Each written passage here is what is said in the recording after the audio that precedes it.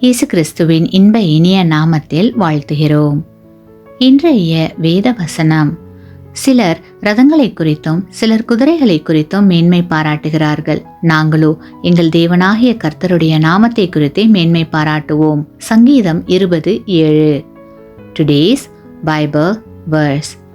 Some trust in chariots and some in horses, but we will remember the name of the Lord our God.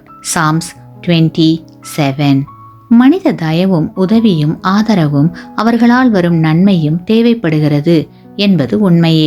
எனினும் அது நம்மை இழிவுபடுத்தவும் கர்த்தருக்கு வரவேண்டிய மகிமையை யாரோ ஒருவர் அபகரித்துக் கொள்ளவும் ஏதுவாகிவிடக் கூடாது. ஆபிரகாம் ஆண்டவரை விசுவாசித்தார். ஆண்டவருடைய வாக்குத்தத்தத்தின் மீது அசைக்க முடியாத நம்பிக்கை உடையவராக இருந்தார். தன்னுடைய வாழ்வில் எல்லா உயர்வுகளும் ஆண்டவரால் மட்டுமே வரவேண்டும் என்ற உறுதிப்பாட்டுடன் வாழ்ந்தார். சோதோம் ராஜா ஆபிரகாமினால் பெரிய நன்மை அடைந்தார். அதற்கு பதிலாக அவர் ஆபிரகாமுக்கு பெரும் பொருட்களை கொடுக்க முன்வந்தார்.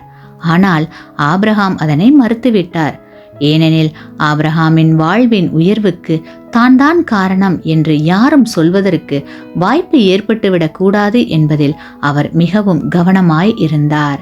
கிறிஸ்துவுக்குள் அன்பான சகோதர சகோதரிகளே, நான் தேவனால் சிறப்பு பெற்றேன் என்று கூறும் நிலையே உயர்ந்தது. ஆமேன். நீங்கள் பெற்ற இந்த ஆசீர்வாதத்தை மற்றவர்களோடு பகிர்ந்து கொள்ளுங்கள்.